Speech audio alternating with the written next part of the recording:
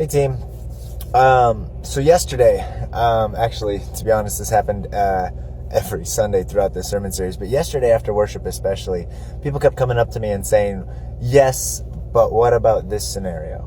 What about this situation? Yesterday we were talking about abortion, and so people came up and they said, what about situations of rape? And what about societal influence? How much do we let our morality bleed into like our politics and how we vote and whether we can force other people to live by our morality and all these like complicating things. And my response to all of them was kind of the same. I would have loved to include that, but I just didn't have the space.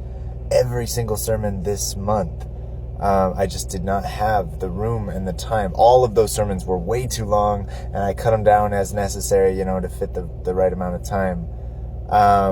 And so I guess the last thing I want to say about these controversies before we move into next month and the new sermon series, the last thing I want to say, the last word I have is, please don't let this sermon series be the last word.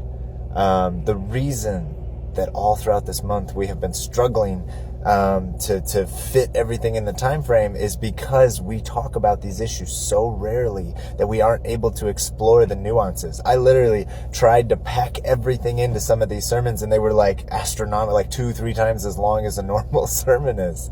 And it just because we don't talk about it. We don't know how to talk about these things, and so we don't, and so they build up so that when we finally do talk about them, we have so much to say, more than I ever could have covered in one sermon series.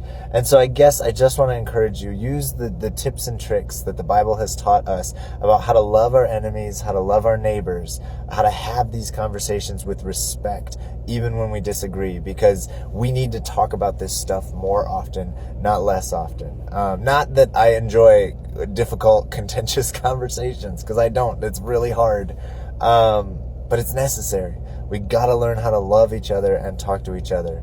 So please don't let this be the end of the conversation. Please continue these controversies and these conversations with the people around you.